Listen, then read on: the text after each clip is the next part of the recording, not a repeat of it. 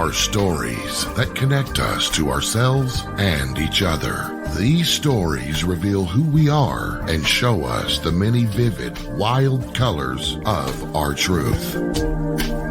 Welcome to Soul Wanderings, where we raise spiritual awareness and foster connections through these shared stories and personal experiences. And now, exclusively on KGRA Radio, I give you your host for Soul Wanderings Radio. Here's AJ. Hello, Wanderers. Welcome to another live night of Soul Wandering with you, heard on KGRADB.com. That's right, KGRA Digital Broadcasting. So happy to be here with you, and we have a really neat night planned as usual. But tonight, our guest I know is right up your alley as far as topics of conversation go. She's already amped and ready to get into this conversation with us, which is so awesome. Her energy is so good. Tonight, I'm just going to jump into it like I like to do. We won't waste any time. Let's introduce our guest right away. Lesley Mitchell-Clarke is our guest tonight, and she's based out of Toronto, Canada. And she's a certified clinical hypnotherapist, and she specializes in several modalities, including working with individuals who feel that they have had experiences with extraterrestrial beings.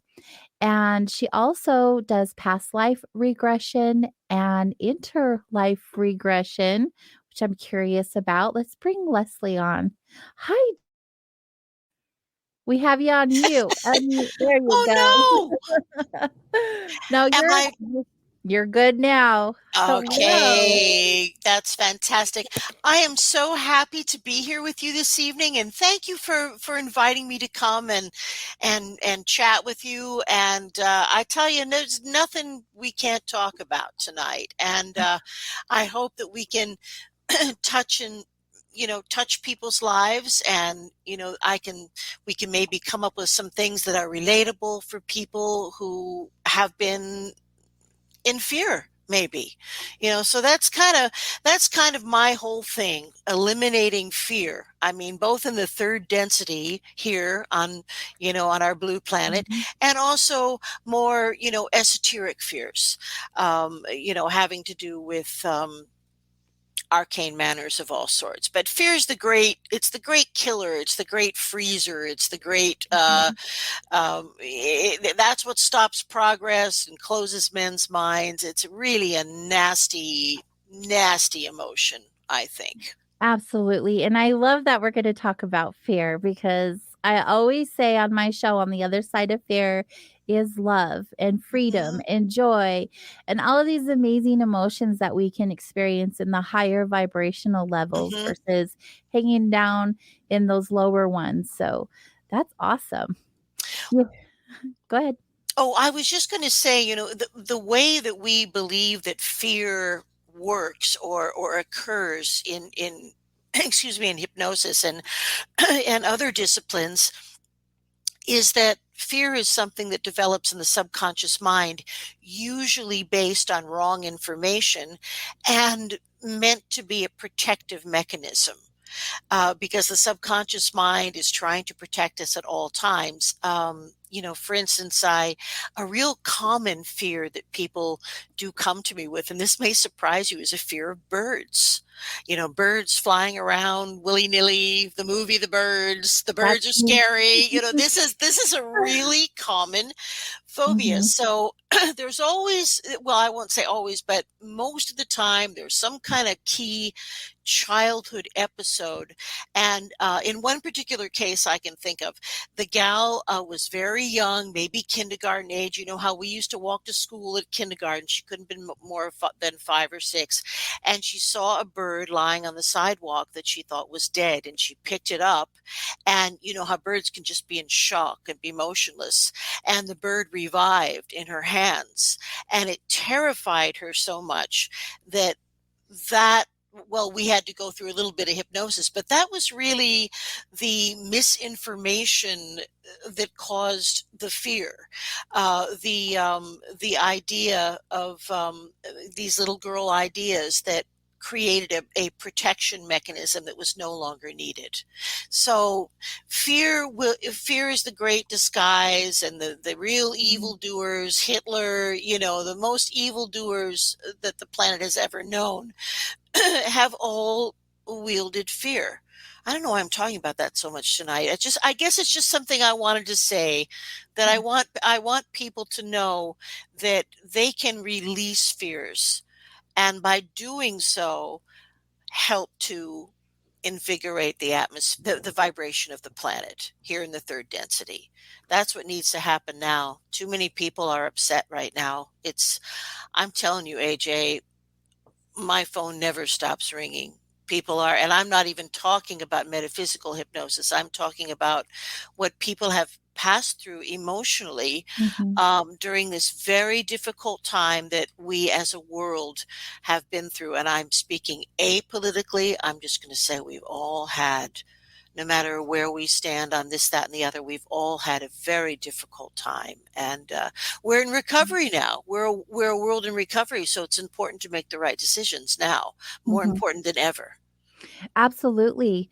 Absolutely, and I don't feel like there are any accidents. You said you don't know why you're talking about fear. There's obviously a reason that it's come into your awareness, because it is ever present in our world Hmm. today. Hmm. Everything that we are getting shown on media or talked about in circles is all fear based. We are living in this really crazy time where all of this propaganda is being fed to us, and it's all fear. It's all Hmm. fear based. And so, I mean, no accidents, right? We're Yeah. obviously meant to talk about it for a Hmm. reason. And I really feel like with most of these intuitive reasons we come up with topics is because it is across the board. Like all of us are there on some level, Yes. one way or another. And I know you brought up metaphysical hypnotherapy, Hmm.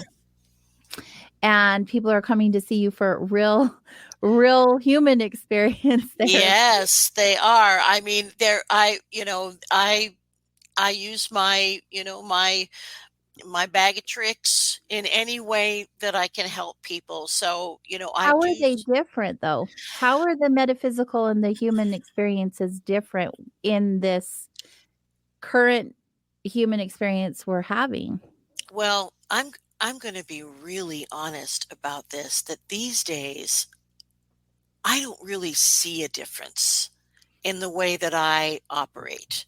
Mhm, Now, the people who come to me, they're coming for quitting smoking. Everything they're going to hear is going to resonate with their third density belief system, but I have ways of using certain language and helping people to be accepting of others in the world around them. So they believe that they come to me for one thing, but what I hope to achieve is a general improvement of the life and the ability to love and be open, and all of those things that are our birthrights that have been yes. taken from us, in one way or another. So, um, now the one thing about hypnosis, that makes it unlike a lot of other therapies that are kind of talk based, is it's very fast. In other words, it's not like a Freudian therapy, a psychoanalysis, where you're on the couch, you're Woody Allen, you're on the couch for 50 years and then you shtup your wife's daughter. Thank This goodness is for not, that.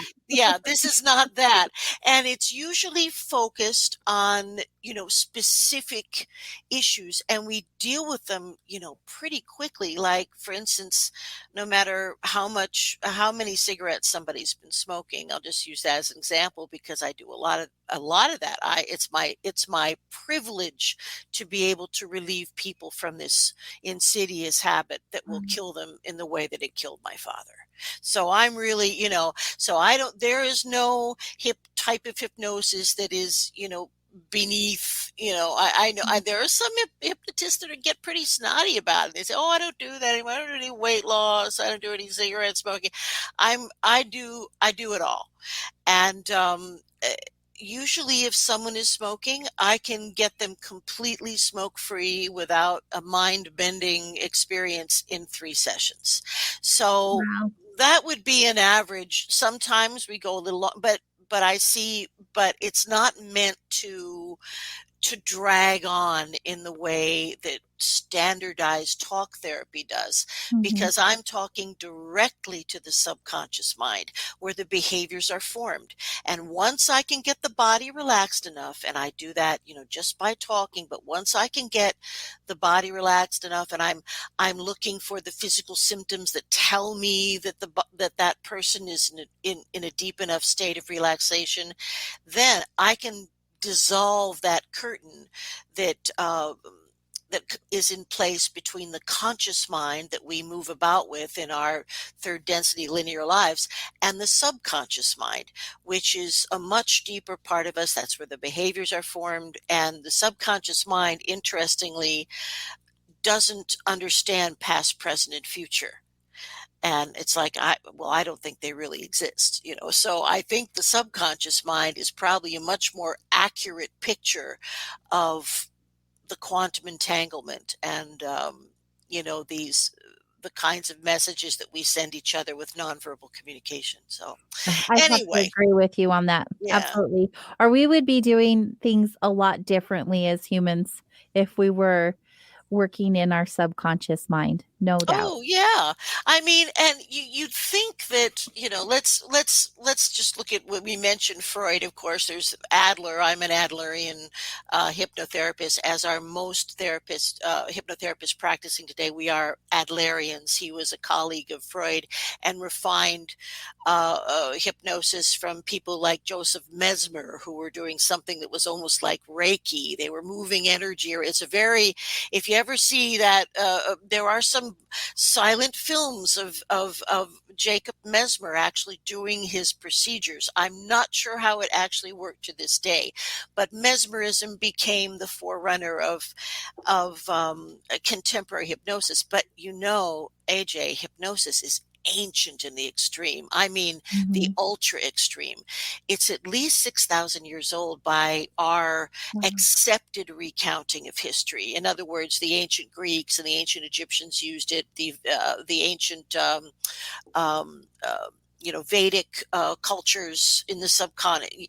So every major culture has used it. I believe personally that it goes back into prehistory and was probably a healing technique, brought to us or given to us by the Atlanteans or the Lemurians. I think it's very Really? I ancient. had no idea it was that old. It really, really is. And it was forgotten about for a very long time. Mhm. Oh, I love that you brought that up, especially with Lemurians and all Mm, of ugh, I think it's so fascinating to think that we had these tools so long ago oh my. and rediscovered them. I'm not sure why a lot of these things take place, why they get hidden or buried or whatever it is and rediscovered, but with such a fascinating and powerful tool, you'd think that it would be much more well known as a type of modality for Well, us to take or advantage even of. more accepted in Exactly. mainstream than it is. I mean, when I tell people what I do, they still say, "Well, you're going to make me talk like a duck or walk like a duck." And I mean, and I say, "Well, if you want to, you can." But it lost a lot of its dignity, I Mhm. think. And stage hypnosis is another thing. And I must tell you, I mean, we could do a whole show on how that works, but trust me when I tell you, things aren't always what they seem. There's a lot of trickery involved with that, and we can talk about it maybe on another show because it's a big subject. But that doesn't really help the legitimacy of hypnotherapy. Yeah. It's so. But anyway, we carry on nonetheless. And as you can probably imagine, big pharma really doesn't like us at all.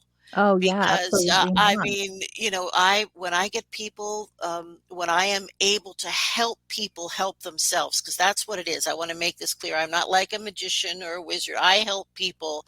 My thing is I'm able to help people help themselves in a lot of cases.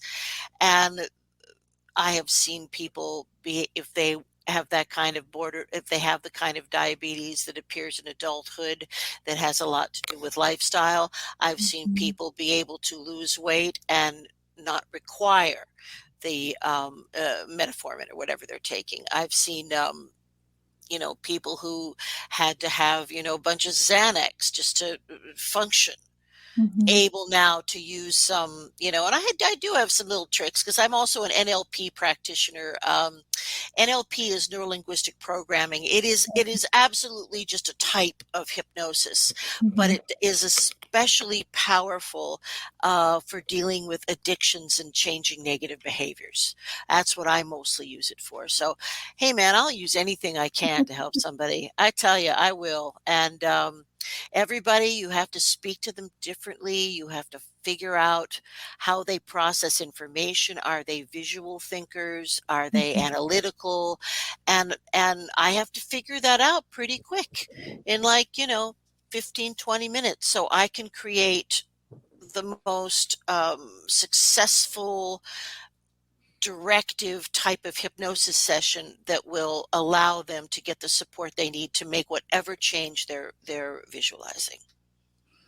It sounds like your heart is massive. That's what it feels like to me. You're saying all of these things, and I'm just thinking, you're like me. You're like the tribe I hang around. We just genuinely and sincerely want to assist others in being the best version of themselves, right? Well, my husband calls it enlarged heart syndrome. Oh, yeah. It's like a blessing and a curse. He's been seeing it for 32 years, now he just goes, "Oh, do your thing." I'm better than I used to be, but I tell you, there is nothing that feels like being able to help someone free themselves from some odious habit or some pattern.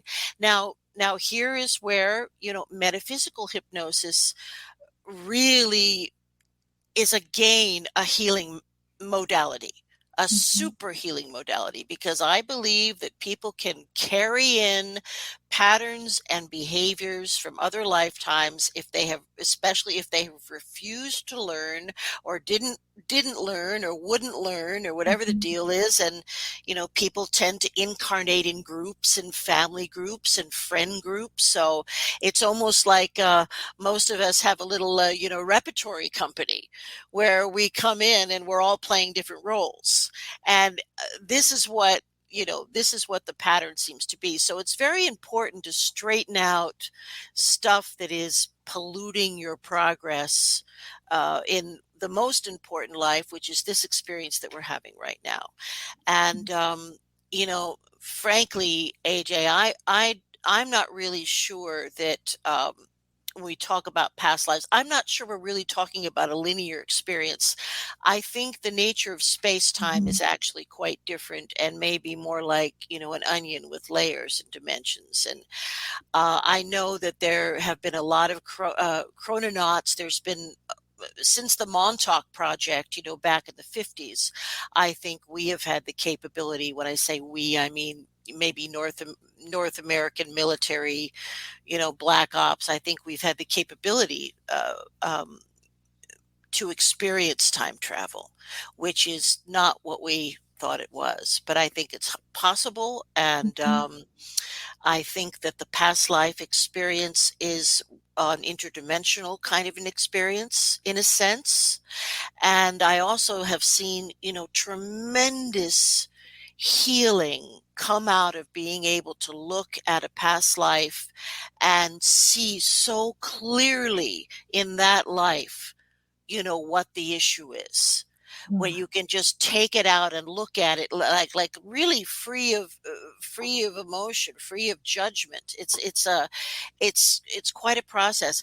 And when someone comes to me or calls me or wants to have a past life regression, um, aside from the obvious questions, are you on psychiatric medication? The obvious questions that I have to ask for my insurance. That's how it goes. But um, I will say now, are you having at least are you having partially recalled memories that you feel are from another time, or are you recognizing people that you feel you knew, or I'll try to figure out what's going on so we can go say someone is having that kind of thing, that kind of relentless experience where they're seeing the same place over and over again, and they know it has to do with someone they know in this life. Then of course I will do my best to lead them to Mhm. that particular experience, because it's got to be a message from the subconscious or the higher power or whatever. However, most of the time, um, when I'm working with someone, we just put an intention out together, that a non-denominational intention, that the right lifetimes that that person needs to hear about will simply come to the surface. And that is, boy, invariably powerful. And Invariably. do you feel that it happens when you set the intention that experience will take place? I do. I do. Or, even more, taking it out of maybe that kind of zone, I think that Mhm. once the person themselves decides They're where they want to go, then we're going. yeah, That's yeah, it. And I think also, if the person decides I am opening myself up to my higher power or whatever, so that the right information comes to me today. So I think that's a decision that the experiencer, if you will, makes. right. It's a universe of free will, I think, AJ. Oh, I yeah. would, you I know. feel that too. But you had said that you do your best to lead them in the direction Mhm. of said intention. So if you both set an intention at the beginning of a session and they are going somewhere else, do you still try to lead them back to the No. intention, or do you Uh-uh. allow where they are I'm meant to go to go? I make a very gentle I make a very gentle pass at trying to lead them to where they want to go. Uh, Awesome. but if it doesn't work, I believe their higher power is in charge.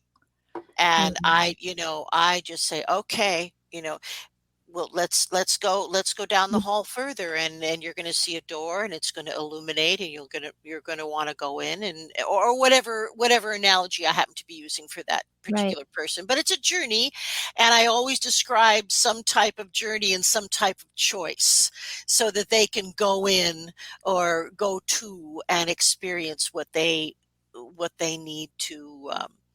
Can I give you an example of a recent thing that happened, because it's kind of cool and it will make it very clear the healing power of a past life regression? Yes, absolutely. Okay. We have S- about 2 minutes till break. Oh, 2 minutes. Well, Is that not long enough? um, Hold that thought then, Leslie. probably not, because it's a great story, and people always ask me if past lives are recent, Mhm. if we can in fact investigate them and validate that that person actually lived. And so that has a Okay. little bit of this and that too. We'll So get to that right after the break then, but in the perfect. meantime, can anybody be hypnotized? Um, we say uh, we say about 75% of all people can be hypnotized. And the only reason why somebody could not be put into a state of relaxation is usually about trust issues and Mm, control issues. interesting. Sometimes, if people are there are certain states, psychological states, where focus is very difficult, any kind of focus. So it's nearly impossible um, um, to um, bring people who are in dementia, to induct them into a positive state of hypnosis. They cannot focus. They can't focus on what I'm saying. Yeah. So, and also people, unmedicated kids with ADD, that's a difficult one too. But I do a lot of work in pediatric hypnosis, which is probably one of my most satisfying things that I do. Oh, I would Yeah, love we to can hear talk about about that. that too later. We'll talk a Yeah. bit about that because the kids are great.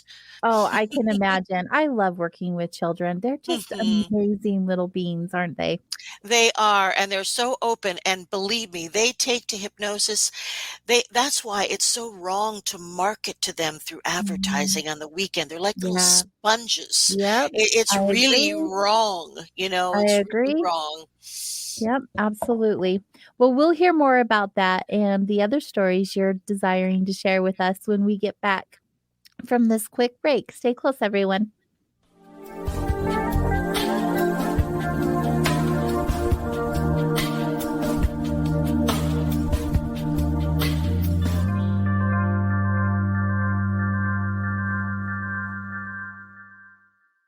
Hey members, the new KGRA-DB app is now available on iOS and Android devices. Gain on-demand access to any KGRA-DB programming. Download any show directly to your mobile device to listen or watch on the go. Go to the App Store and search KGRA-DB.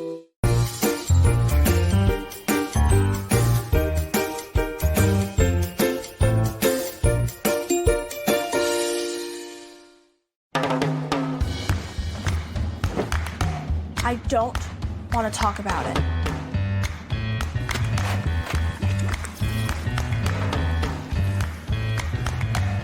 I don't want to talk about it.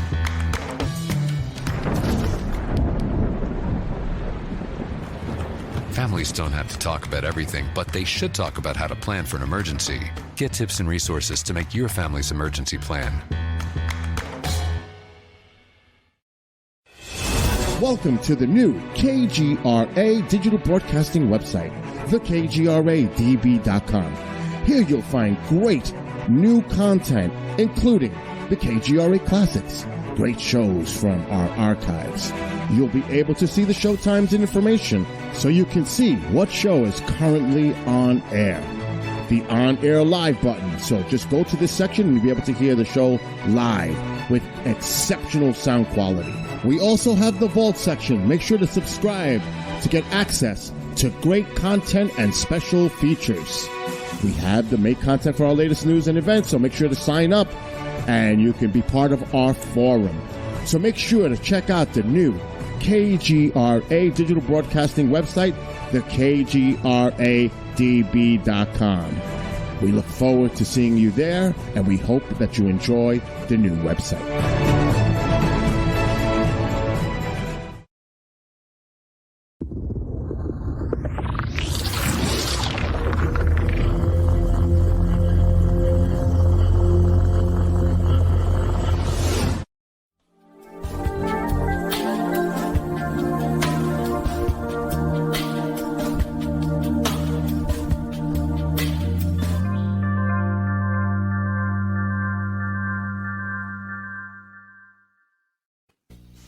Hi, friends. Welcome back. You are listening to Soul Wanderings, and we are on KGRA Digital Broadcasting every Wednesday night live from 8 to 10 p.m. Eastern Standard Time. So if you're here with us live, thank you. I appreciate you spending time with us tonight.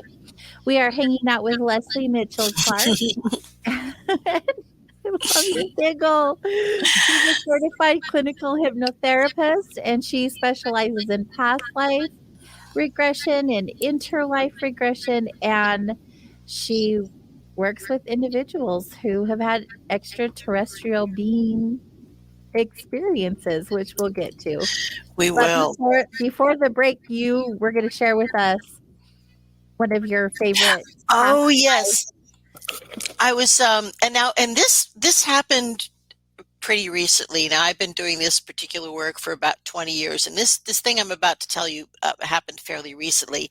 But I'm often asked the question, when people come in and they recall a recent past life, is it ever possible to validate it, with things like census records? And the answer to that question is yes, that absolutely can happen and does happen. And if there anybody out there, there's a wonderful video that you could call video. Look at this language I'm using. I know you can find it on YouTube in whatever It's series of still a video. electronic impulses you prefer. But it was produced by the CBC, and it's called Past Life Investigation. And although you don't see much of her, the gal that did all of the regressions for the program was my mentor, who is still vital in writing and teaching, Dr. Georgina Cannon.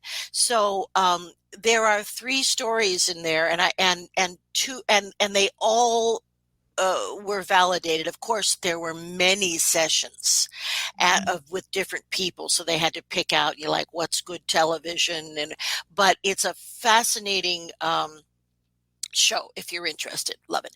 Now, also, the story I was going to tell is a guy came to me, a very smart, nice looking young man, physically fit. You'd think everything was on the ball, but he was completely involved in all kinds of nefarious stuff. All kinds of nefarious stuff. And we were working on, other things like sleep or whatever. I was always thinking, this guy, he has all this potential and he's wasting it, dealing and hanging out with, disreputable people. So, eventually at some point, I guess I probably suggested it because I couldn't figure it out. He came from a very decent, good family.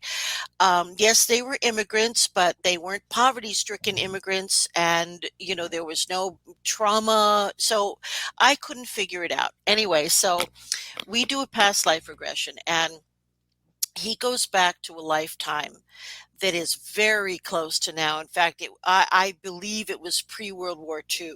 I believe we're talking about Prohibition, that era, and he's in Chicago, and he's a black man. This guy was of Middle Eastern origin in this present life. So in the life he recalled, he's an African American man who is essentially a thug and a pimp and a hustler. He owned a club with all kinds of disreputable stuff going on in there, and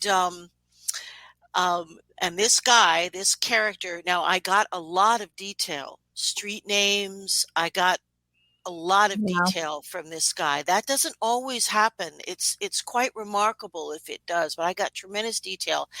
At any rate, the way that this guy died, the way he left the planet, is he was just standing on his street, surveying his turf, as it were, and a guy came up from a rival gang or organization and shot him in the head, and he was done. Wow, just like that. Yes. And so when he would come to me, he would even say, I don't know why I'm drawn to this aspect of life, to these. He knew himself that he didn't need to be there in that vibration. Mhm. And once we explored that life, which for him was completely mind-blowing, that got to him in such a way that he went back to school. He got a degree in something international relations, or some amazing thing that he could do anywhere. He stopped making money from nefarious sources. He moved out of town. He got a great job, and to this day, as far as I know, he has a clean, wonderful life, and his whole job is about helping immigrants. He has a really socially important job. So Unbelievable. it was I Definitely mean, life-changing. it was a 180. It was a Yeah. complete 180. And all he had to do was understand why in this life there was a kind of a hangover. Because it Mhm. wasn't very long. That's not very long in between lifetimes. So from No. say this was say it's Prohibition, say it's 1928 or something. That's not very long. No, not Anyway, at all. But it's that, really neat that you were able to get that all worked out with him so that he could change the course of his direction and heal that past life trauma stuff. Well, he worked it out. In the end, he was one of those guys that said, "I'll go wherever." Awesome. Wherever, What a willing participant. Yeah, he was a willing participant, and we covered 2 other lifetimes in that particular session. I can't remember one of them, but the one that was farthest back, he was a Roman soldier Oh, of some wow. high repute, and had a home, and something terrible happened, and there was a tragedy, and his home burned down, and I think he lost his family, and it was awful. So that too involved a fear of loss, maybe some kind of attachment disorder. I mean, whatever it was, he needed to hear it. And I can't, God help me, I can't remember what the other one was, but it was equally as fascinating. Yeah. It was You know, equally as fascinating. I've interviewed several hypnotherapists, and I even have one working in my space because I have a spiritual healing center I run during the day. Oh, how wonderful. It's really neat, yeah. But there have been so many stories I've heard through the show and through my shop, Mhm. and I'm not saying I'm skeptical. I believe that there's some truth to it. I feel like I've had sessions with hypnotherapy, and Mhm. I don't feel like I've been completely hypnotized, but some things did come up. So, there is some truth for me because I'm like, I have to see it or feel it or know it to be true to Mhm. believe it. Mhm. And I'm not saying that it's not real. I do believe in it. I just haven't had like this aha experience. Yeah. When it comes to past lives, that's the one I have a hard time wrapping my head Mhm. around. In hypnotherapy, the client's the one sharing the information, so that Mhm. makes it more believable for me. Mhm. It's when the actual past life regression, when someone's telling you your past Oh, lives, that I have a hard time with, because how do you know yeah. that's true? No. But also when you're hypnotized, how do you know that's true? How do you know that to be true?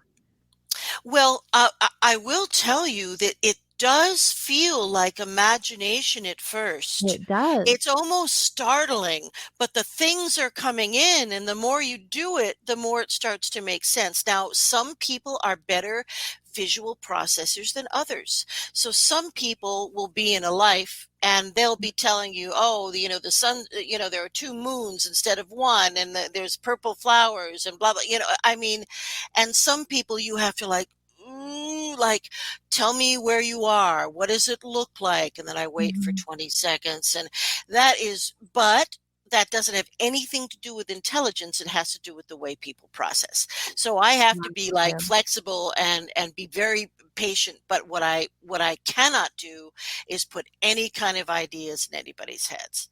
And if I stick to what I know to be the proper protocol as taught to me by Georgina Cannon by way of Michael Newton, if I then we don't have any problems. But I would never Mhm. impose an idea on someone. Even if I had a psychic impression, which sometimes I do.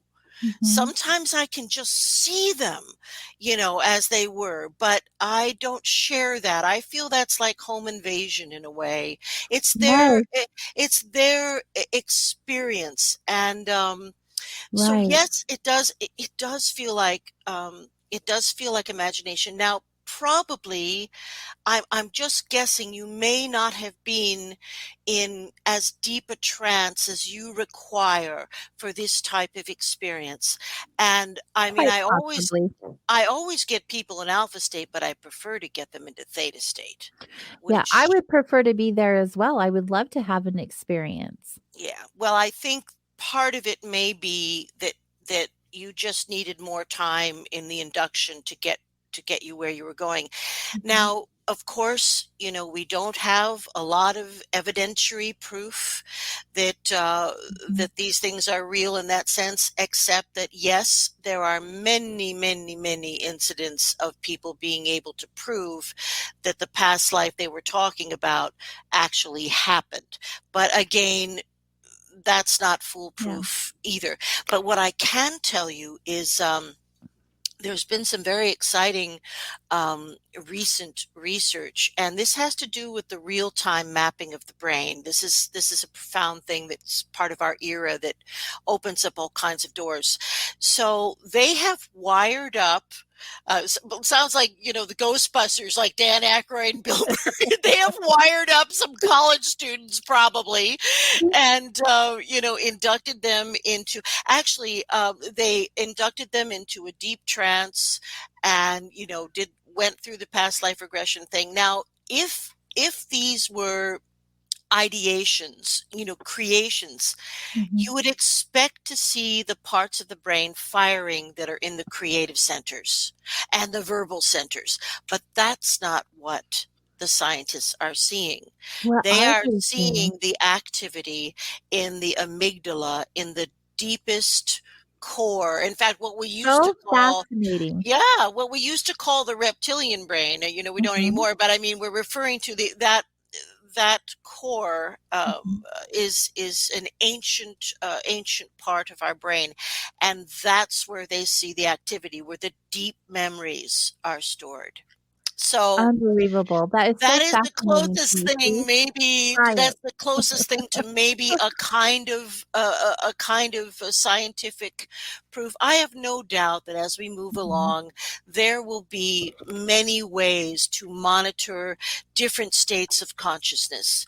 We're just, we're in the dark ages. I mean, We just are. we just got the bloody light bulb, and there have been, according to the many of the great civilizations that have passed, we're in, this is like the fifth world. I believe strongly that there have been at least four other occasions where, through cosmological events or earth events, civilization was wiped out, and we went into a recessive kind of dark ages, and then somehow climbed out of the primordial slime again, and and put it all together in another manifestation Mhm, of and this in this world right now. I mean, what I have heard from the people that I work with, who have had experiences with contact with evolved beings, what I am hearing through their communications is that planet Earth, our little blue orb, is really a very unique place, in the sense that we have wide diversity, not so much racial wide diversity, because they don't care about that, but wide diversity of spiritual awareness.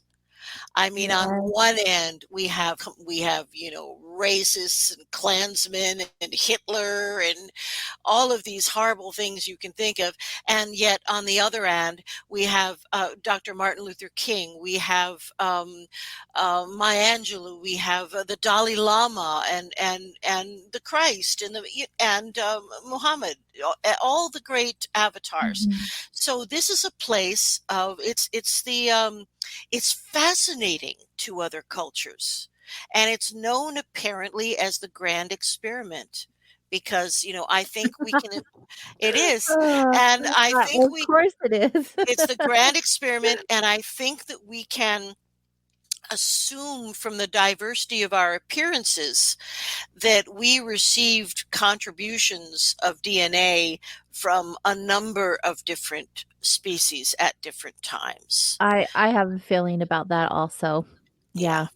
I do. I mean, I believe, I'm a great follower of Zecharia Sitchin, and I tend to really accept the ancient history as translated from the Sumerian cylinder scrolls, that talks about the Anunnaki and why they came here and what they did and why they did it. Mhm, And for a while, our Earth here was a bit like the planet of Dr. Moreau. I mean, they were involved in genetic experimentation with animals and whatever primates were available at the time. So we have that ancestry. I believe we have other ancestry. mhm. And, if anyone wonders if we've been tinkered with, I'm just going to throw this out there, because as human beings with our genome, we are vulnerable to over 3,000 genetic anomalies, things that can go wrong, horribly wrong. 3,000 of them. That's a lot. There is no other creature on planet Earth that has anything like that going on. So what does that say? To me, that says 650,000-year-old genetic manipulation. And the fact that they they talk in the Sumerian cylinder scrolls, they talk in great detail about how they were creating a worker that would not that would just do their job and have like a limited lifespan and a limited intelligence. But once they got their own DNA in there, and things really took off, and suddenly they were intermarrying with the Anunnaki, the beings that they created. So that's in my belief system, I believe that's what happened. I believe those of us with O negative blood, the blood type on the earth, which is you too? Mm-hmm. Me too. Yeah. I believe that we are carrying extremely ancient DNA. That is the oldest blood type on planet Earth. And it's so anomalous because there is no other being that can create a blood type that would in fact would perceive their own child in utero as the enemy. That's the thing of it. It's completely unknown in the existent species on planet Earth that we can see. Yeah, it's fascinating when you really dive into the different blood types, and if you go play around in that world of learning that stuff, there's got to be truth to all of it, right? I mean, well, yeah, I do believe that. And of course, one of the things that is very fascinating, in fact, they're doing some really amazing archaeology is happening, is it has long been surmised that the ancient kingdom of Lemuria, or Mu, was a Pacific civilization and went through many tragedies before they were simply left with a series of islands, which we see today: Hawaii, Samoa, Easter Island, and into Thailand, and all of that. And India. That was all Lemuria at one time. The continent of Mu, and they suffered a tragedy that happened before the Atlanteans' tragedy. And that could have been, in fact, most likely, that's probably when the dinosaurs were lost. I think it was a meteor event of some sort. But all of the Polynesian nations that I know of in the research that I've read have as their origin story princes coming from a faraway land that was submerged in the water.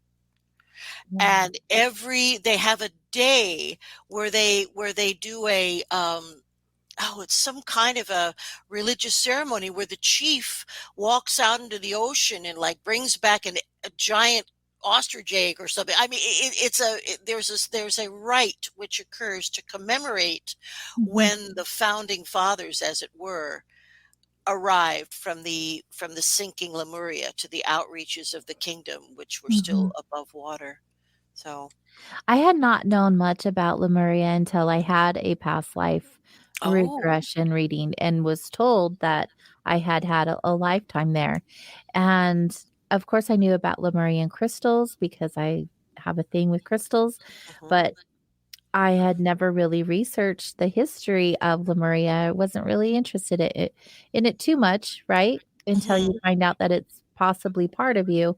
But the history is that's what fascinates me. I love the history, and not just of Lemuria, but in general. Of our species, of other species, of everything. I just love the history. I do too. I'm so curious. And I think that's what propels me in this work. I am just ridiculously curious about people, and not from a gossipy point of view. I just want to, I just am driven to know them. Yeah. I mean, that's why I have the show. Yeah. Exactly why I have the show, because I wouldn't meet anyone else like this in my little town. There's no way. Well, it's the perfect forum to connect with like-minded vibrational beings, and there's a lot of us, all over the world. When you were talking about crystals, I was just to regress for a moment to past life regression. I just wanted to touch on interlife regression for a moment. Yes, I want to know more about that. I was going to ask. That's one of my questions for sure. What the heck is it? Well, it is interlife regression is something that was really discovered, researched, and structured by the great Michael Newton, who has now passed away. And if you have a chance, there's one of our ground zero books is called Journey of Souls, and it's Michael Newton's primary book. So he was really, forgive me, the developer of this technique. Now, what we are doing in interlife regression is we are searching for the answers as to what happened before the individual came into the current physical life. Mm-hmm. What was heaven like? What did you do? Why did you decide to come in when you did? Did you come in with siblings?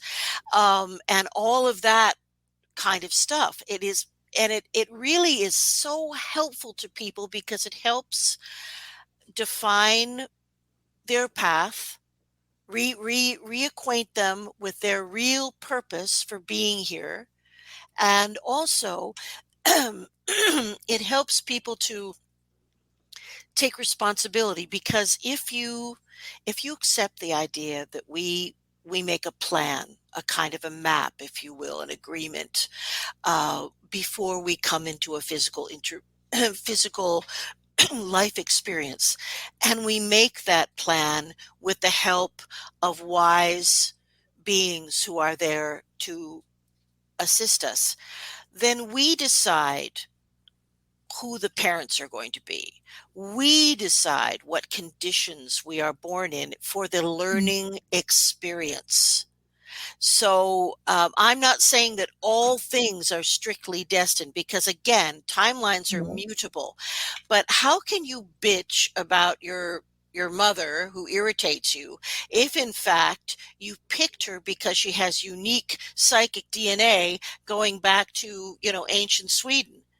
I mean, and how can you be really overly angry at the abandoning father because maybe all he was a sperm donor, and you knew that? Right. So I love the idea of accepting responsibility for the conditions of your life, the present time life, instead of behaving like a victim. Right.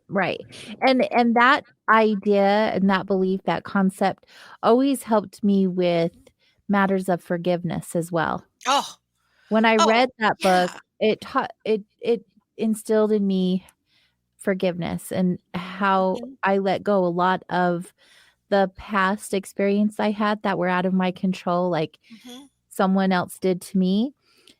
I was able to forgive them and look at them as more of a gift in my life. And thank you for showing up for me in that way. It was so powerful. It is. And, Newton always explored this, sometimes really evolved loving souls volunteer to come into a realm or an experience as a negative person in order to teach a specific lesson.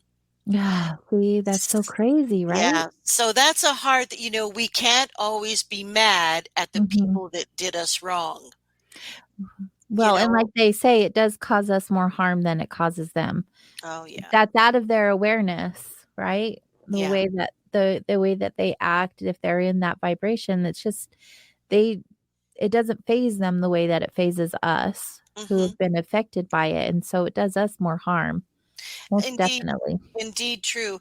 And within the experience of the interlife regression, Michael Newton discovered that people have like these commonality points, and there's like 8 of them.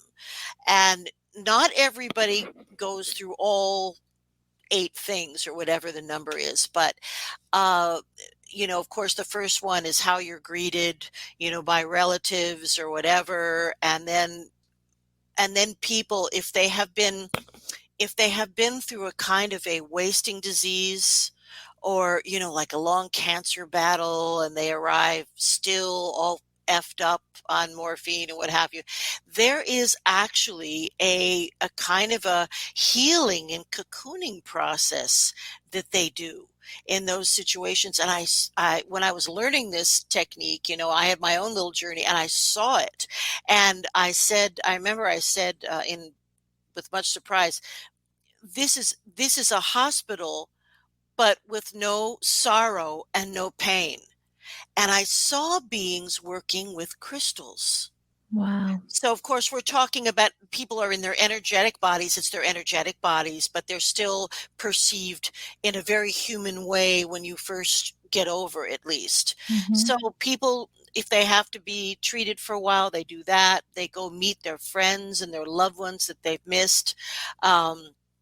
If they want to, they can go and look at their past lives, like in that wonderful movie with Meryl Streep. And anyway, but like the Past Life Pavilion, they can do that. There's a library. I mean, there are commonality points, but everybody apparently must go before their council to plan their next life if they're coming in. That is something that everybody does. And when I get people to describe the council members, if I'm able to get them to do that, or some of these council members are not what I would call strictly human. Okay. So Yeah, we're definitely going to talk about that. That's something on the schedule for sure. All right. That's what's interesting to me is everything is so intentional when we come here and have our human experience. Mm-hmm. But we come here as a human. It doesn't mean we were human before this. That is so true. Cool. We are in a big soul group, sweetie. We are in a big soul group that embraces a lot of species that are very closely related. This stuff makes me giddy. When the more and more I learn about it, the more I feel connected and resonating with my purpose. Well, we're here. I love that you brought it up, and we're going to learn more about it. I cannot believe an hour has flown by already. We have no way, man. Yeah, imagine how that would have passed if we'd been at the dentist. A lot slower. See, time is plastic and subjective. So true. Absolutely. An hour in the dentist chair is not the same thing as an hour with AJ. No, that is so true.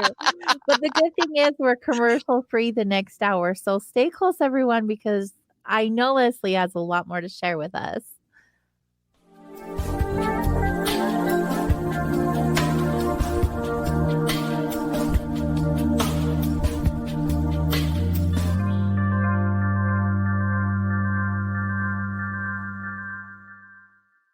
Hey members, the new KGRA-DB app is now available on iOS and Android devices. Gain on-demand access to any KGRA-DB programming. Download any show directly to your mobile device to listen or watch on the go. Go to the App Store and search KGRA-DB.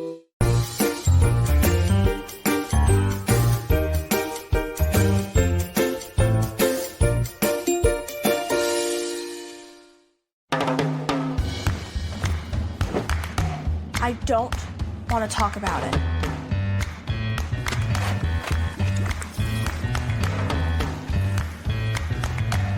I don't want to talk about it.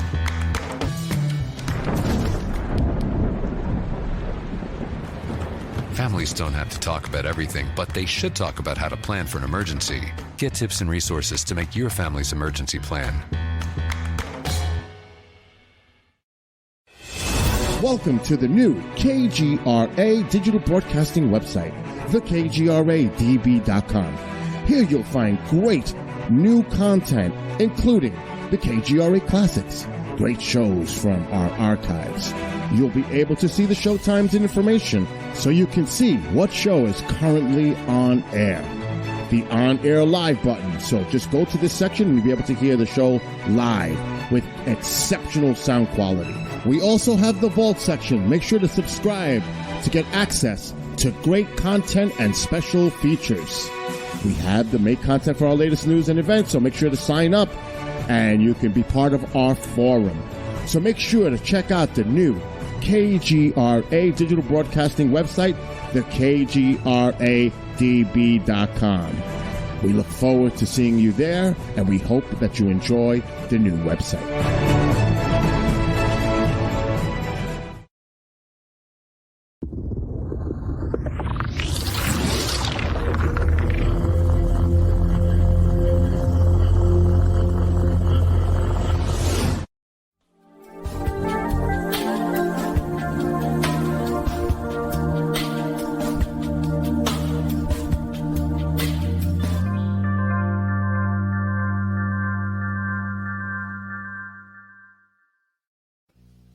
Hi, friends. Welcome back. I'm AJ, your host, and tonight we are hanging out with Lesley Mitchell-Clarke. She's a clinical hypnotherapist. She's had many experiences outside of that with other modalities, and we're hearing all about them tonight. It's so fascinating and interesting. And Lesley, you have amazingly huge spunk to you. I just love your energy. It's because I'm from New York City. You make my heart happy. I love it. For those of you who want to know more about me, I want you to go to soulwanderings.com. And Lesley, where can they go to learn more about you? Well, right now, my website, my usual website, lightworkhypnosis.com, is having a bit of a facelift. I actually need a facelift myself, but I decided to pour it into the website. But you can always find me on Facebook as Lightwork Hypnosis. All the information is there. And also you could find me as Lesley Mitchell-Clarke, also on Facebook. And I can always receive an email, and I love to hear from people. If you just want to reach out, please do. And you can always get me at Lesley, Lesley, at lightworkhypnosis.com. That's Lesley, Lesley, at lightworkhypnosis.com.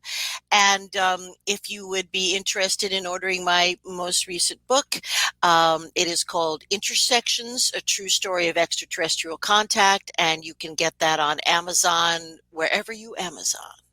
Wherever you Amazon. So good. Oh, good. We're going to have you share that again by the end of the show. So for those of you who didn't get to write that all down or type that all in, stay tuned because she'll share again. And plus, our amazing producer, Chanel, is flashing the website up on the screen if you're joining us live on video. So awesome. So I'm going to say so a lot because I want to go in so many directions with you. But an hour, like we just know, it just went by so fast. So this hour is sure to go by just as fast. But I want to get to the council members. Before the break, you were talking about how we do everything very intentional before we come and have our human experience and meet in front of a board of council members. Yes. Who are these council members? I believe that they are all kind of in the realm of spirit guides or ascended masters and they're, they can be male, female, or androgynous. They can present in a variety of ways. But now what I have heard is they are all really, ballpark hominid in the sense that we are. We've got some extended skulls, some different skin coloring. Some are bluish. Funny, you don't look bluish, but some are bluish, and there are some beings that are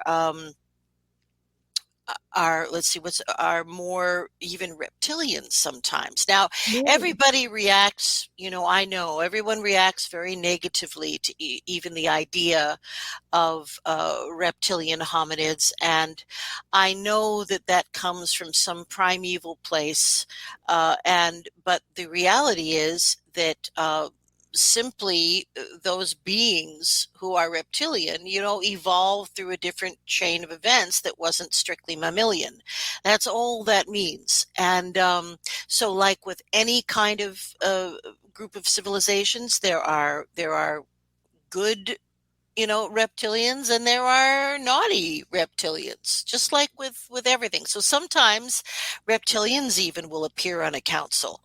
And I have the feeling that that evolved beings at a certain level can enter at will the realms that we would refer to as heaven or the afterlife.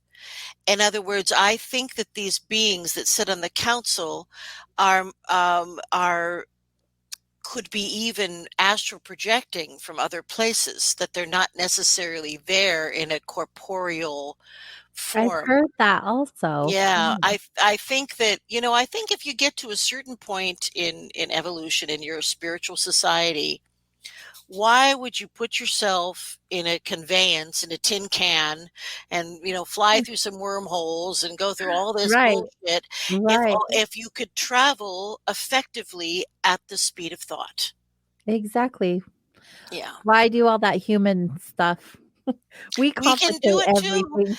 We can do it. We can absolutely do it. I mean, there are some remote viewers and there are some gifted Mhm. people right on our planet that can, we're always telling ourselves that we're lesser than. It's true. It's almost like a global inferiority complex. And this is what comes from deifying our progenitors. We have what, like the musical, we have a kind of a God spell. We seem to have a need to create deities, and they can come in any form. I mean, unfortunately, the far right extremists, Trump is a deity to them. That they have made him into a deity, Mhm. and this is a thing that we as humans do. We do it with our celebrities. Yeah. We have a great Godspell, a great need to put others in a deified position Yeah, I don't above us. understand that. I don't understand It's that. the old programming. It comes from actually being the descendants of engineered beings who were in servitude to the Anunnaki. These are old patterns that we have carried with us in our behaviors.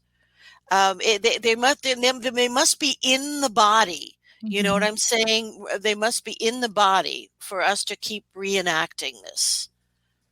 Yeah.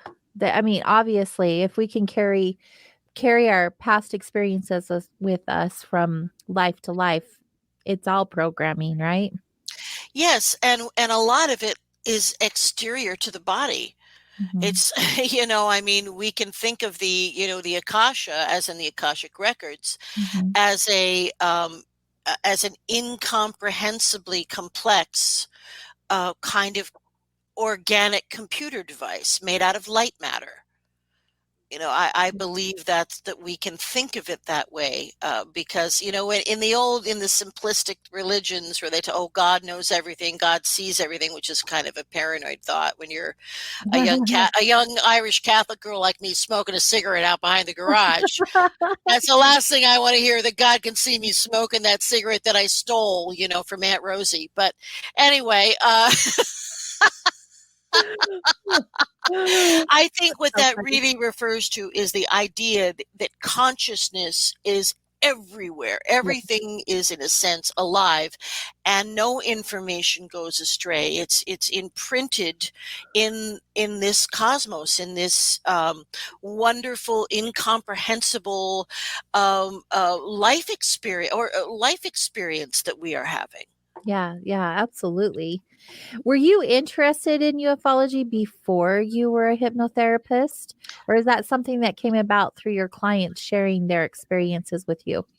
Well, I was always interested in ufology, and I had my own rather profound series of experiences when I was just a 16-year-old kid. I was working at a summer stock theater in South Dakota, where where the Rushmore Heads are. There's a very famous theater there called the Black Hills Playhouse, and I was an apprentice actor there, and I had a number of experiences. I and Magical lands there. Yeah, magical lands. They are the sacred lands of the Lakota people. It's a Mhm. no-fly zone. So yes, and I think I would have been about, well, I was definitely like maybe 14 years old, 14, when Eric von Daniken's his film, uh, um, Ancient Alien. No, it wasn't Ancient. What was it? Mhm. the gods. Oh, God help me. What was it called? I Chariot to the cannot. God. Chariot to the Gods. I'm like, I Chariot do to the not recall. So anyway, there was a very seminal film that brought up the subject matter of ancient aliens, and it was a research project. And Eric von Daniken, who's now a very senior elder statesman of this whole subject matter, was the first guy to write a book and make a film. And I remember sneaking into the drive-in. We'd all go. The drive-in movies were a big deal when I Yeah. was a kid, and just like in the movie Grease, a little bit later. And we all some of us got in the trunk, so there were 12 of us that got in one Sneaking in. car. But that was, for me, that was a huge life changer, because when I saw that movie, I said, well, this is based on truth. This is truth. Yeah. This is it. And it's not truth being explored by someone who wants to bring down religions. Eric von Daniken himself was a devout Catholic and remains so. He just had questions. Yeah. So it's Chariots of the Gods. It looks, when you see it now, I mean, it looks like a Super 8 film. It's I haven't really, seen it. I've heard of it oh my though. God. I think you could probably just, I do actually own a copy of it, but I think you can just go on YouTube and probably I'm see it. sure. I'm sure it's Yeah, I there. think you Mhm. can, but Chariots of the Gods, but it's important because of its landmark. The subject matter had never been before discussed in mainstream anything, Mhm. let alone film. And it was very popular, and he's written many, many books. And there you go. Yeah. I think someone actually brought that up in the chat room. Ah. It's funny how that works. So when people come to you looking for assistance, do they know for a fact that they've had an experience, or is that why they're coming to you to have the hypnotherapy because they think maybe they had and they're trying to figure out the truth? Or is Mm. it more of trying to remember the experience because they know they had it?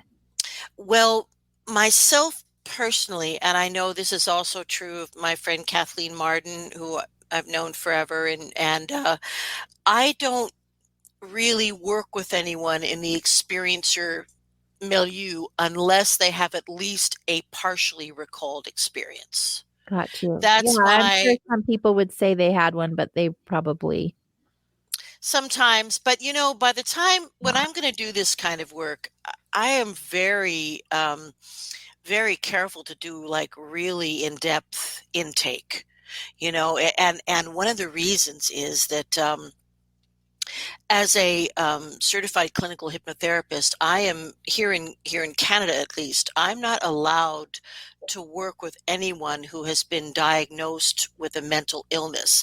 Now, by that, I don't mean like depression and anxiety and neurotic stuff. What I mean is psychosis, manic depression, borderline personality disorder. These That things. makes So, sense. Yeah.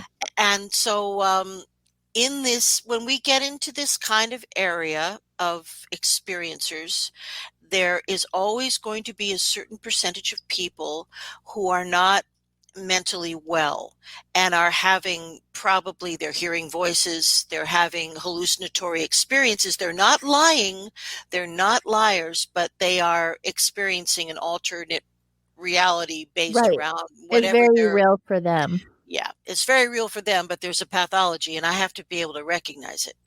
How do And you do that?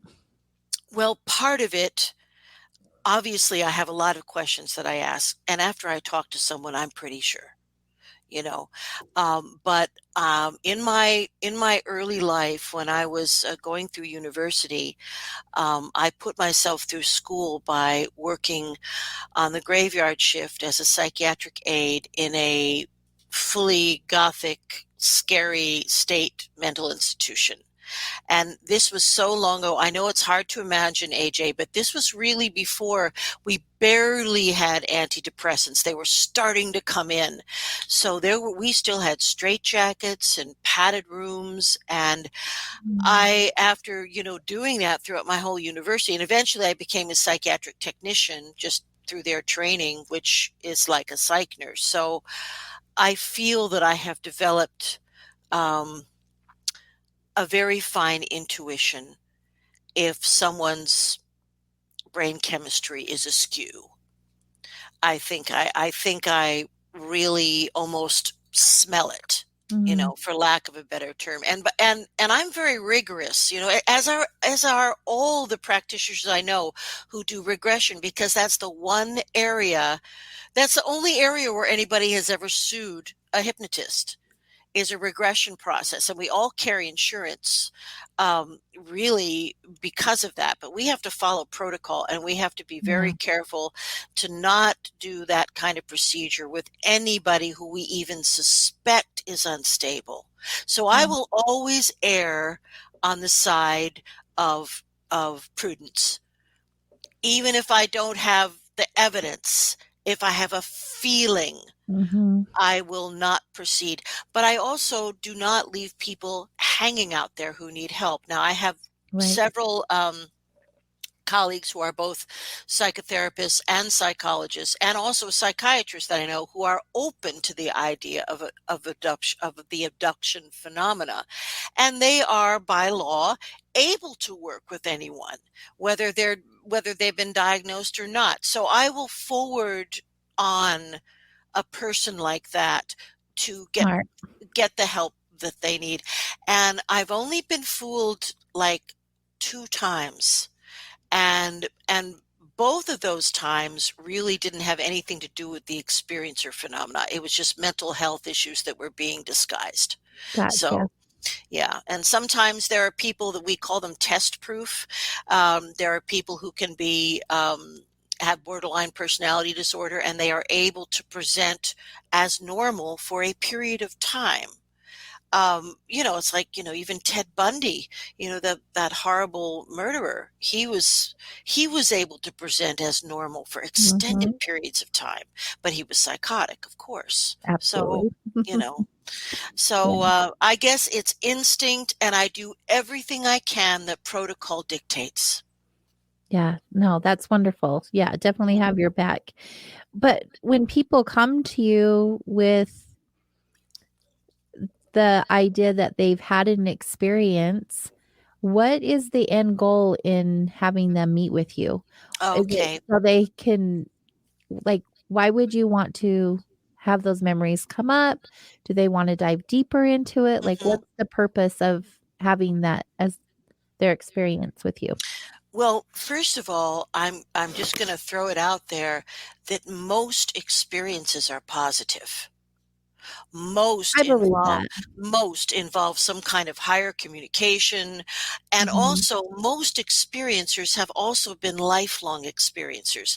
I Oh, think it's very unusual for there to be an isolate situation, mhm. where someone has a big encounter and goes on the crap, and that's it. Yeah. I Yeah. don't believe that. I also don't believe that any of the kind of memory blocks that they try to use to protect us from, being afraid or having the memories.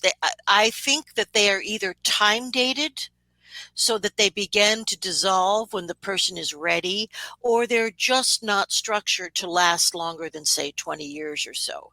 Because most of the people who come to me are in what I would call midlife, and they are beginning to have flashes and breakthroughs and images, not unlike somebody who is experiencing PTSD. Right, right. So it's very similar to that, and that is one of the most common things that are going on with the individual. So the individual who's having these issues usually presents with a whole lot of stuff. Usually they don't sleep. They have ridiculous insomnia. They're exhausted in the daytime. They may have some other paranoid things that are unusual. Mhm. They may have had parents that were involved in the military. Boy, that's a common one. And there are all kinds of commonalities that we sort of look for, um, in trying to figure out what's going on. But what the person usually is most concerned about is, am I crazy? Yeah. Yeah. You I mean, know? you would feel that way, right? Oh yeah, and let's face it, as a hypnotist, I'm the last chance Texaco of mental health care. You know what I mean? They have been to that's an old expression, but it's cool, huh? Yeah. You do know what it Clever. means. Yeah, it's the last gas station before you hit the Right. desert. Right? I am the last chance Texaco. Most of these people have had complete neurological exams. They've seen psychiatrists, and the what they keep hearing back is, well, you're not mentally ill. We don't really know what's going on. Yeah. So they have tremendous doubts about their Mhm. own sanity, and then lots of interrupted sleep. They almost all of them will have some kind of a missing time episode, or many of them, right? Right. So that Right. missing time thing is a real key piece of the puzzle, because they, a lot of the ETs that engage with us, they use that kind of technology. In other Right. words, I've heard kids tell me that they were called out onto a field or whatever and went up in a craft in the middle of the school day and came back and somehow just ended up in their seats as if nothing had happened. Right. So there's all kinds of tinkering with time going Mhm. on here is a big Yeah, thing. and And obviously it's not foolproof with how no, intellectual that we have learned them to be. It's not foolproof because we are having these memories. yeah, We I don't think are it's. putting Oh, go pieces ahead, dear. together. We are, and I personally don't think it's meant to be foolproof. Really? I think that these amnesia patches, these memory blocks, dissolve on their own because the beings that we have engaged with know that it's okay for people to remember now, that there's enough of a support system going. I mean, look at all the programming on just even mainstream television. You can't get away from a Mm. show about ufology, and it's not presented like a joke. These are real investigative shows. Mhm. So I think that disclosure is a grassroots movement that is being propelled by people like yourself, and that's one of the reasons that you are here. And in fact, AJ, I refer to people like yourself and maybe myself as midwives of disclosure, Well, because ufology definitely isn't something that we talk about a whole lot on Soul Wanderings. hmm It does come up quite a bit though, because we work a lot in the spiritual and paranormal realms, hmm and they all cross lines with each other. But as the above, so station, below. right, the station in Hull, there's a lot of ufology shows, Oh, and definitely. my dear friend Grant Cameron is on Yeah, there, and yeah, Richard Dolan is yeah, there, and yeah. oh yes, you guys have the best of the best on here. Now those guys, Grant Cameron has had a very fascinating experience where Mhm, he used to be like a completely right-brained, analytical dude, mhm, and his whole thing was about what different presidents of the United States knew about ufology and when they knew it. right, He still is the world's leading expert at.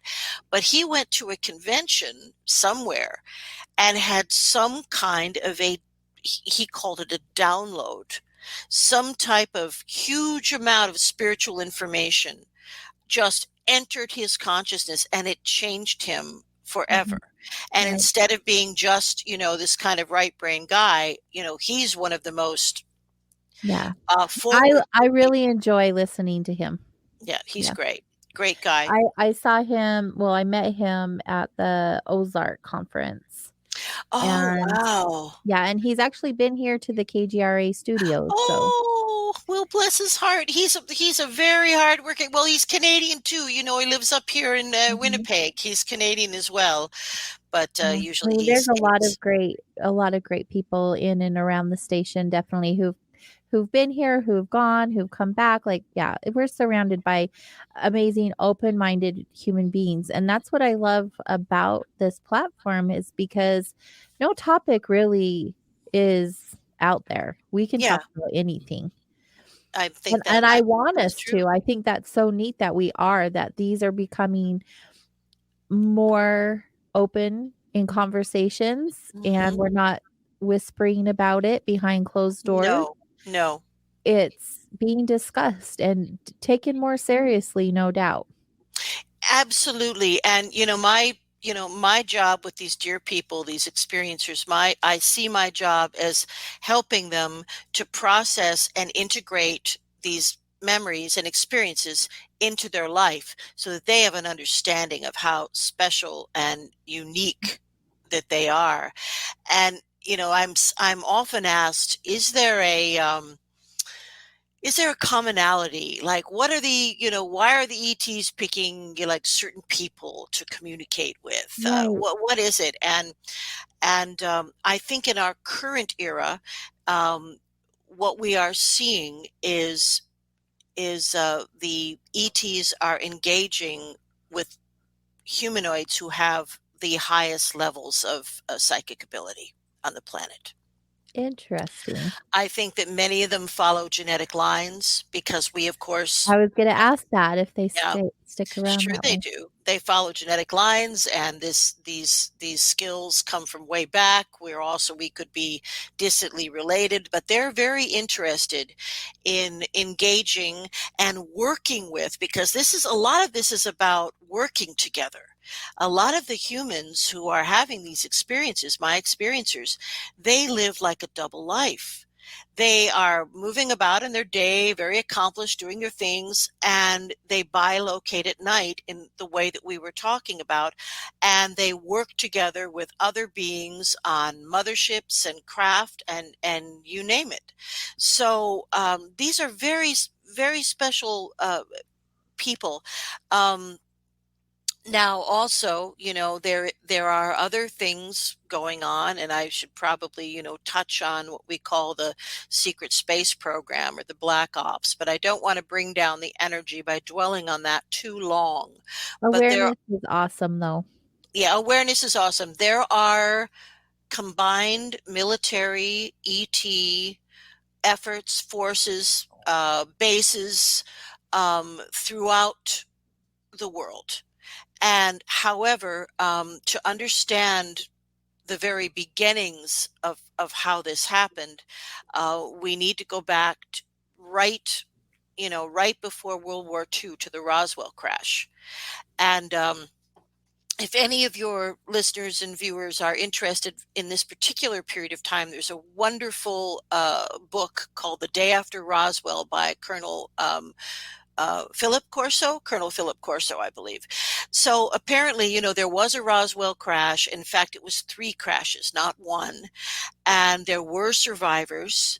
And the survivors of that crash came from a world which is called Zeta Reticuli. The Zeta Reticuli system. It's a binary system, and these are the same beings, by the way, that picked up Betty and Barney Hill, and they are what we would call classic grays, about 5 feet tall, and they are the result of some kind of genetic mixing, and they presented to Eisenhower, so we call this President Truman. They presented to Truman this idea that they were having terrible problems, reproducing, and they wanted to give us advanced technology that would help us, that we could handle, but in exchange, they wanted to be able to be given carte blanche for a finite number of years, where they could access a harvest human DNA. In other words, taking, ovum and sperm. So there are some highly traumatic experiences that have happened to our citizens of planet Earth during that post-war period, all the way through into the 70s, when the agreement finally dissolved. But both Truman and Eisenhower were involved with this agreement. Now, the technology that was received was distributed to the various industrial giants of the day. Like, you guys at Hughes Skunk Works, you've got the fiber optics, you guys over here, you've got the night vision, you guys over here, you've got Velcro. They were They Mhm. apportioned it out under the military's, under the Army's brand new Department of Foreign Technology. So I have no doubt that a lot of these guys working with this stuff at Hughes Skunk Works probably thought it was Russian. This is the Cold War now, you know. Mhm. So at any rate, there was a long-standing agreement between these particular grays, and it expired. They still, they still visit us, I believe, but I don't Mhm. hear anymore about these types of. I call them abductions, these types of abductions, where an Mhm. individual is taken and they're having their genetic material stolen from them in some really funky way. Yeah. But Yeah. that's something Could we're you not really dealing imagine? with. Yeah. Ugh. Through any of your client sessions, has anyone had a recollection of that kind? Yes, but it goes way back. In Mhm. other words, they would have to be an experiencer who is of a certain age, like Right, of around my course. age, at least 60, I would say. But yes, yes, I have. The contemporary experiences that people are having may also involve grays, but I'm not sure that that the grays, when we get to these little guys, are actually fully biological. I think they may be engineered just to take care of stuff on space flights, because you hear Mm, about them working with what they call the Nordics or the tall whites. In other right. words, beings like us, but tall. I've heard So, that also, yeah. yeah. And in fact, when sometimes in a session with an experiencer, because in real time, I'll ask them to talk to the beings, because time isn't really real, Mhm. and get answers, but they're rarely able to get anything out of the grays, the small kind of drone like ones, other than a couple of words. So they don't seem to be a Mm. fully functioning intellect in that way. Gotcha. Yeah. Ooh, this is so good.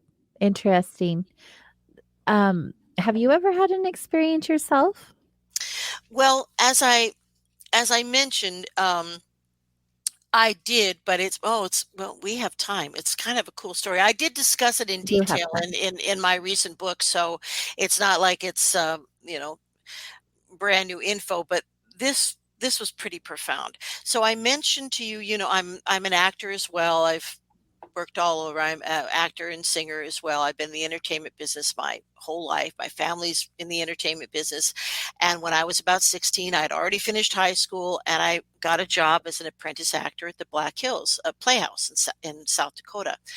Now, there was a gal there that in the troupe, in the company that year, and she was a little bit old. Well, boy, she might have been 30, which to me was like incredibly senior, right? But I think she probably was close to 30, if not.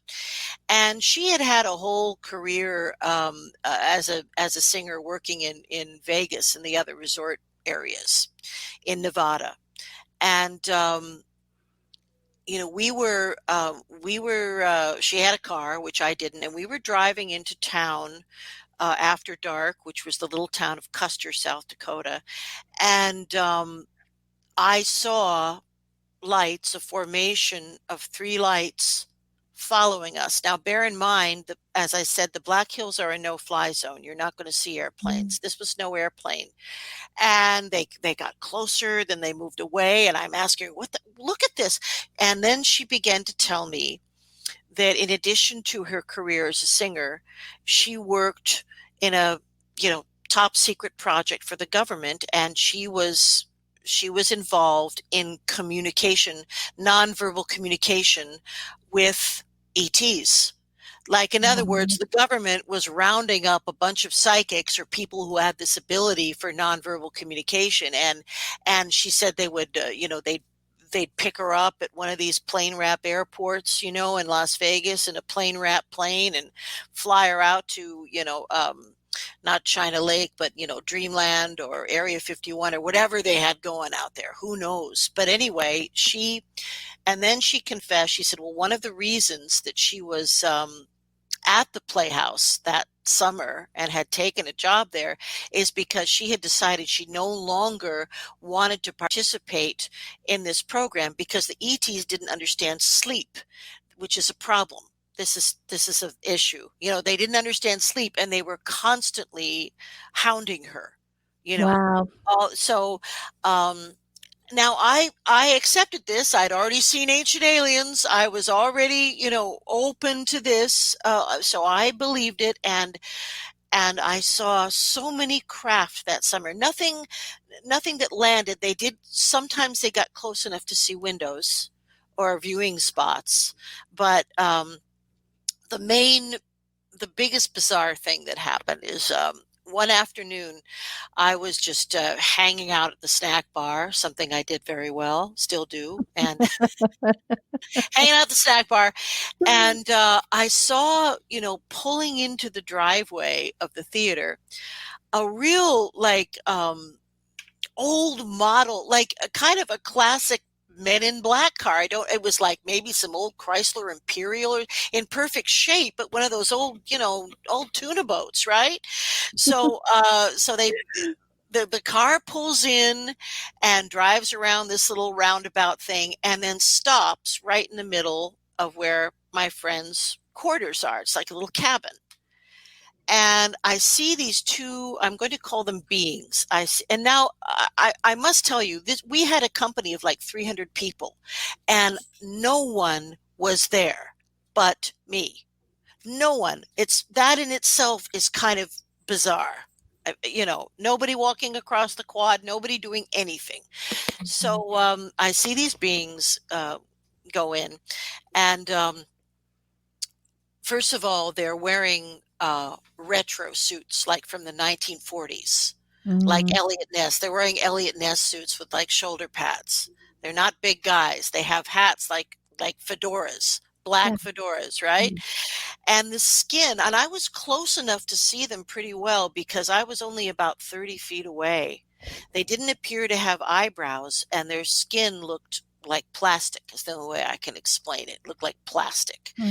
And a funny thing that I didn't remember only until a few years ago is there was a funny thing about their pants too. Like they had the cuffs rolled up real high, like high waters, and the shoes looked as if now they were orthopedic, but I'm wondering now if they were weighted or something like that, because they were very thick, heavy shoes. They looked like big orthopedic shoes.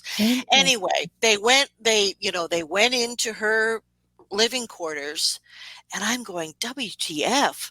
I can't, well, I didn't say that, but I can't leave her there, to her own devices, whatever. And, I was getting ready to like barge in there. I mean, what was I going to do? Assault them with my tuna sandwich? I didn't know what I was going to do. But, just as I was about to burst over there, they came out and just got into the car, went around the roundabout, and split. And I went over there, and I went over there and I said, what the hell?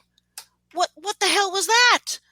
And she said, well, those were just a couple of government operatives from the program. They're still trying to manipulate me, intimidate me into coming back in and continuing my work.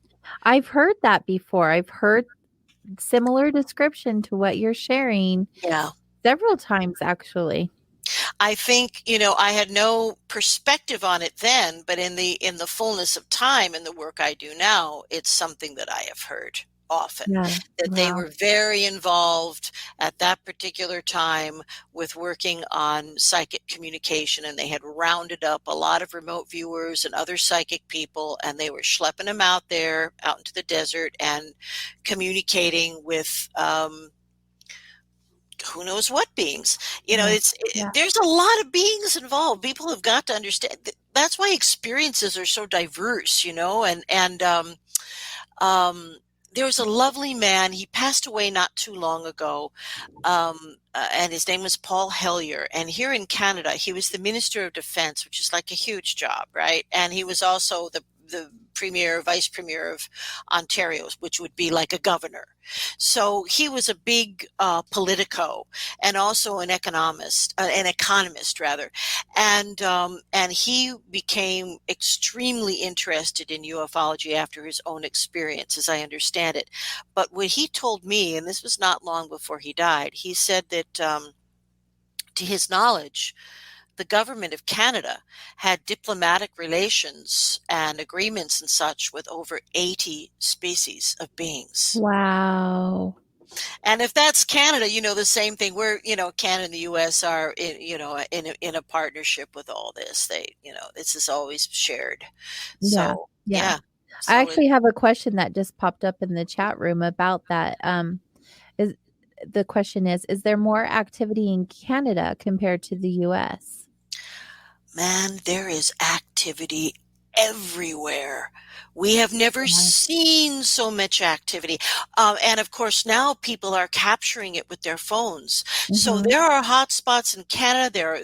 There are hotspots in Europe. There are hotspots all over the world. Mexico, oh my God. It's like every day some amazing thing is happening in Mexico. So my feeling is that they want to be seen. And this is this is a step in full diplomatic relations that are not going to be controlled by any governments that we know of now. Right. But how has it been such a secret to all of us? How has it, and why, in your opinion, do you think it's been kept from us for so long?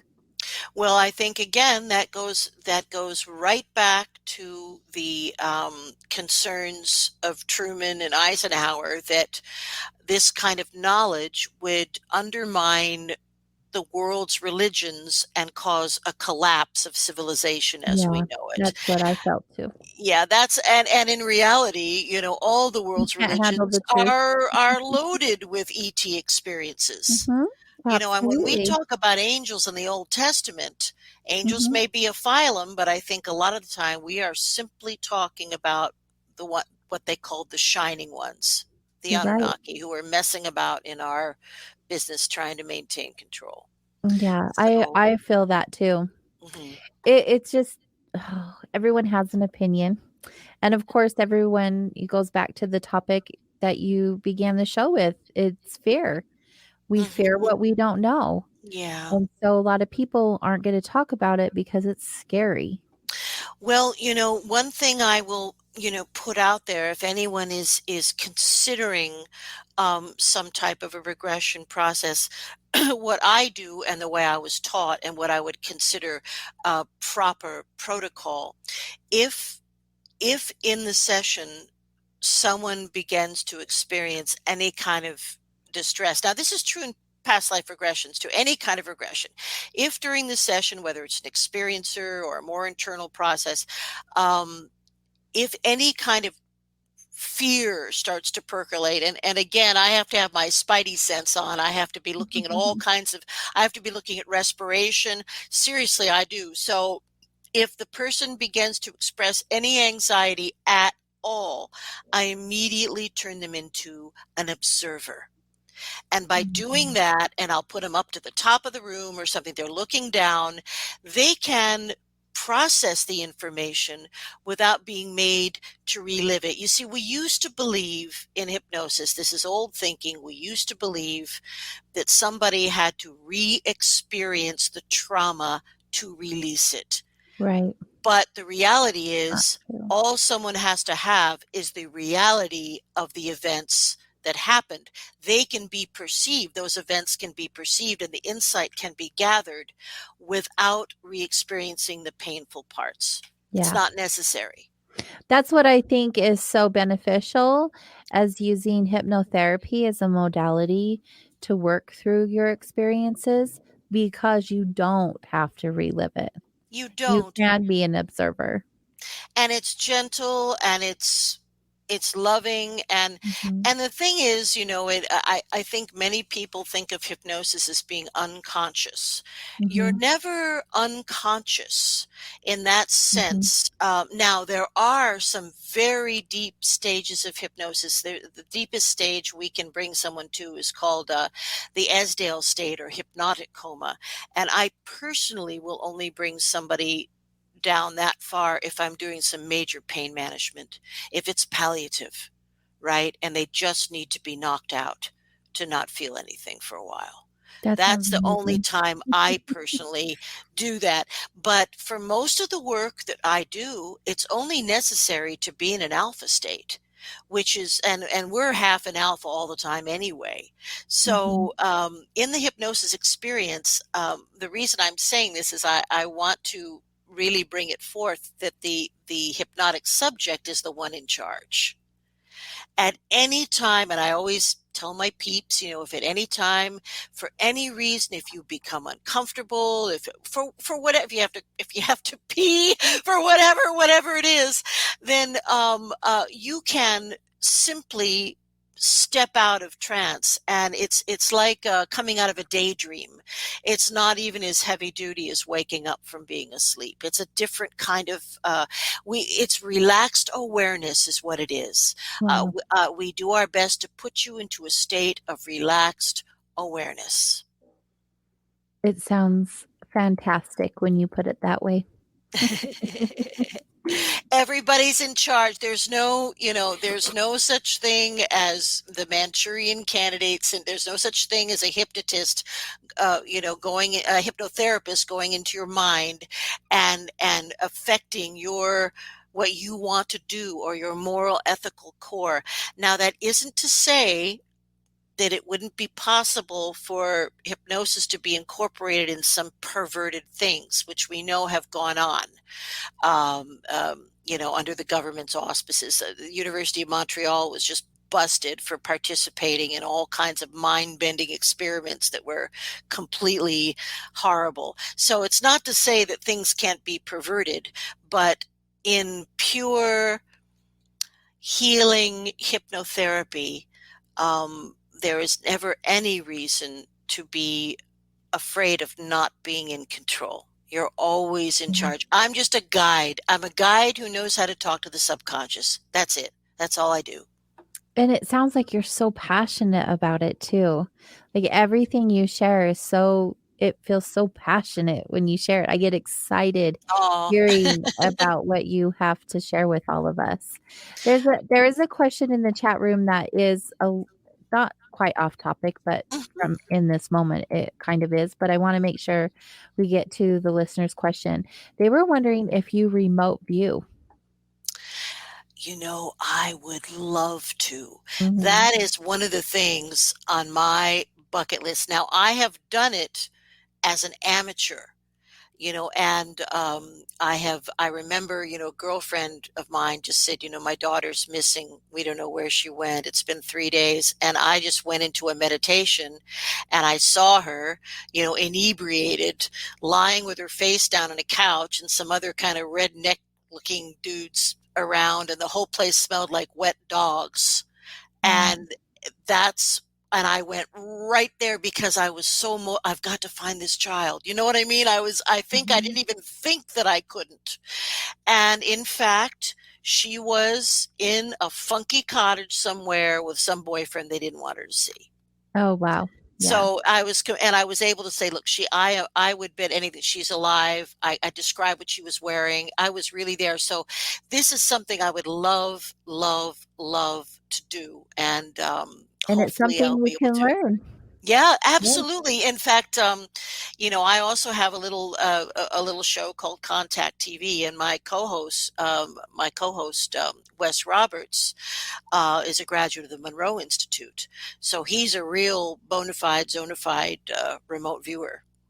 So I'm fascinated with it, and thank you for asking. And I would love to do it, and I will. Yeah, I mean, you can learn it, so why not? Why It's all not? up to you. Hmm. How can we go and check out your Contact TV? We're on YouTube, Contact TV, and you can also check us out on Facebook. It's called Our Contact TV, OUR. And I've been interviewing, the who's who of ufology for about 15 years or so. Yeah, And that's what we it's were a looking like. radio show, we were one of the early blog talk shows on Blog Talk Radio. And then a few years ago, we went to a visual format. So we actually use a studio, and it's more like an actual, television show. But you can find us on YouTube, Contact TV. Yeah, I just found you. Just subscribe. Definitely going Oh, to check that one out. cool. So good. At the beginning of the show, I want to make sure we end this on a happy note. Not that any Mhm. of it wasn't, but just on a Positive note. Yeah. yeah. You were talking about doing hypnotherapy with children. I would love to hear about one of your favorite stories. Oh my. Well, I have so many wonderful stories from working with children. And I love the idea that their parents allow me to take a shot at something before medication gets into Mhm. the picture. One of the biggest things that I deal with is enuresis or bedwetting. Mhm. And it's primarily a male thing. Yes, there Mhm. are girls that do it too, but it's primarily a male thing. And the main reason for it is pretty much the same reason is boys will often get their height or start getting their height before their bladder grows fully. And that combined with the way that tweens and teens sleep. So not only do they have smaller bladders that can't maintain what's happening, but they can't wake themselves up to go Mhm. use the washroom. But and I've had kids that were afraid to go to school. They had phobias. They couldn't focus. I mean, every time I work with a kid, to me it feels like a triumph because it means that they trust me and Yeah, they'll listen to me. And kids have a lot of anxieties today, sweetie. It's they do. they I don't think you should let your kids watch the news, frankly. No, But nobody should be watching the news. nobody should be watching the news, but, if I treat a lot of little kids for anxiety disorders, Yeah. Oh, yeah. and, and they're afraid of all kinds of things that they shouldn't even be, thinking about, but they were born into an age of media in a very Yeah. different way than I was, where we had Right, 3 television channels. Yeah, I mean, right. it's a whole different thing, but unfortunately, I feel that it does at times cause an awful lot of anxiety, anxious fears in kids. So, Mm, and when my kids were little, the internet really wasn't, they were into video games, but we really didn't have, there weren't iPhones. There really wasn't the thing like what goes right, on now. So I really right, feel for parents trying to manage all of that big piece, you right. know. No, I do. I just don't even know why you'd wanna bring a child into this world right now. Well, I'm they're about gonna, to be a grandma, and I was like, "No, not right now," because it's they're so coming in, chaotic. Oh, yeah, and they're gonna beautiful be more kids. awake and more aware than we ever were, and Oh I'm so yeah. thankful for that. They're gonna be They're amazing big. souls, and they hate elitism. Mhm. And, like all of my kids, they hate elitism. They hate racism. Well, in Canada, I think maybe we have less of the more heinous issues, but maybe not necessarily. Mhm. But our the kids grow up with a different political framework. Right. And It's so much. we have had zero tolerance for any kind of racism or bullying for a very, very long time. Mhm. So it's a difference. These kids, like my kids and friends, they grew up without any racism at all. Yeah. So In a perfect world. I think we have a lot to be optimistic about, but the old Yeah. guard's going to come down, and I think we're going to see the application of free energy, which will take down the main criminals. Yeah, yeah. I mean, I hope it's in my lifetime. I really, Oh, it really will do. be. It will be. Absolutely, it You will hear be. so much and you just don't know what to believe, but I trust in my heart that things are all working out in perfect timing as they Mm-hmm. always do. And there's a rhyme and a reason and a rhythm to everything. Mm-hmm. I agree. I agree completely. And we must stay optimistic and remember that most of the world is awake spiritually. There was a, like 53%. I mean, there was a big event, a harmonic change that we went through. There are a lot of people who are resonating at a high frequency. Mhm. And we've got to do our best to just lift everyone else up, Yeah, as best we absolutely. can. If it's one person at a time, lift them up. If you see a homeless person on the street, I don't advocate, getting involved with drugs and stuff, but if there's someone you can help, do Mhm. help them, please. Yeah, And I and and agree. sh- and through the power of love and compassion, because love and compassion are the things that are missing by the evildoers in the world. Absolutely. They don't have And any. and that's why you're on tonight because that is the message we share weekly. I love that you ended with that. Thank you. Oh, well, that's how I truly, truly feel. And AJ, thank you so much for welcoming to the show. I had such a great time You've been so chatting with you. fantastic, so And, fantastic. there's a Before lot you more. go, though, I wanna make sure everyone knows how to get a hold of you really quick Okay, before we run out Lesley, of time. just email me, Leslie@lightworkhypnosis.com. And you can also find me on Facebook as Lesley Mitchell-Clarke or Lightwork Hypnosis or Our Contact TV. Oh, so good. I love that you got Okay. that all in with a minute to spare. That's It because has I'm a New been Yorker. awesome. We're in tune and on time. It has been awesome. We have a lot of people in the chat room just so thankful for you Oh, and your bless their time hearts. and sharing, and we would love to have you back in the future. Anytime, my dear. It was my Thank pleasure. And you you. have a Thank you. blessed weekend, and whatever your spiritual practice is, be kind, love each other, and we'll see you again soon. Thank you, Lesley. And to all of you, my listeners, thank you once again for being here with us tonight. It is such a blessing, and I am so grateful to be able to sit in this seat with all of you. I just don't know what I'd do without you. So thank you. Remember, be good to yourself and be good to each other. Until next week. Good night.